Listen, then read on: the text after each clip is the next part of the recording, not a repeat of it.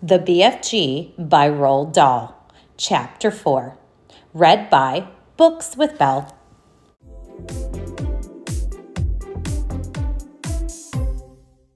Chapter 4, The Cave. The giant ran on and on, but now a curious change took place in his way of running. He seemed suddenly to go into a higher gear. Faster and faster he went, and soon he was traveling at such a speed that the landscape became blurred. The wind stung Sophie's cheeks. It made her eyes water. It whipped her head back and whistled in her ears. She could no longer feel the giant's feet touching the ground. She had a weird sensation they were flying. It was impossible to tell whether they were over land or sea. The giant had some sort of magic in his legs. The wind rushing against Sophie's face became so strong that she had to duck down again into the blanket to prevent her head from being blown away. Was it really possible that they were crossing oceans? It certainly felt that way to Sophie.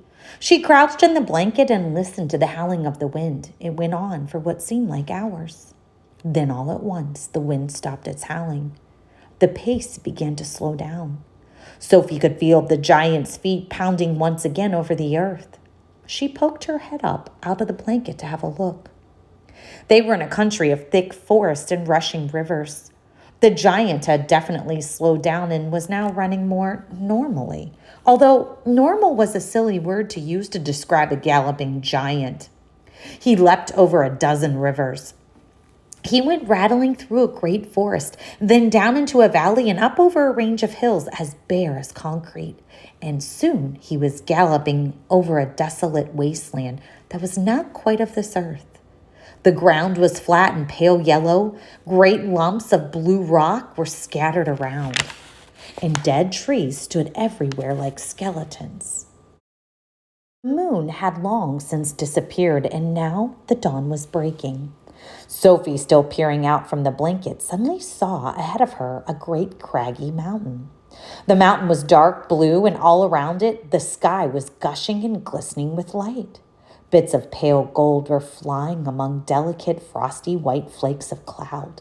And over to one side of the rim of the morning sun was coming up, red as blood. Right beneath the mountain, the giant stopped.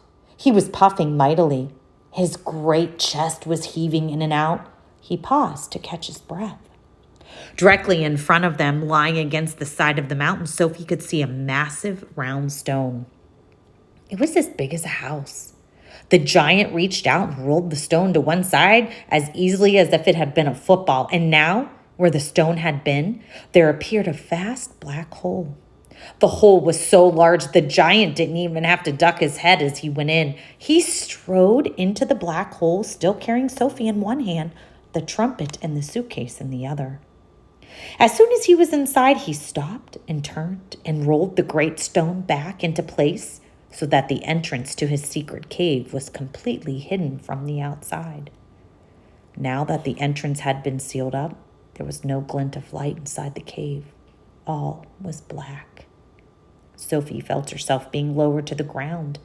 Then the giant let go of the blanket completely. His footsteps moved away. Sophie sat there in the dark, shivering with fear. "He is getting ready to eat me," she told herself. "He'll probably eat me raw, just as I am. Or perhaps he will boil me first. Or he will have me fried. He will drop me like a rasher of bacon into some gigantic frying pan sizzling with fat." A blaze of light suddenly lit up the whole place. Sophie blinked and stared. She saw an enormous cavern with a high rocky roof. On the walls on either side were lined with shelves, and on the shelves there stood row upon row of glass jars. There were jars everywhere. They were piled up high in the corners. They filled every nook and cranny of the cave. In the middle of the floor, there was a table 12 feet high and a chair to match. The giant took off his black cloak and hung it against the wall. Sophie saw that under the cloak, he was wearing a sort of colorless shirt and dirty old leather waistcoat that didn't have any buttons. His trousers were faded green and were far too short in the legs. On his bare feet, He was wearing a pair of ridiculous sandals that for some reason had holes cut along each side with a large hole at the end where his toes stuck out. Sophie, crouching on the floor of the cave in her nightie, gazed back at him through her thick, steel-rimmed glasses. She was trembling like a leaf in the wind, and a finger of ice was running up and down the length of her spine. "Ha!" shouted the giant, walking forward and rubbing his hands together. "What has we got here?" His booming voice rolled around the walls of the cave like a burst of thunder.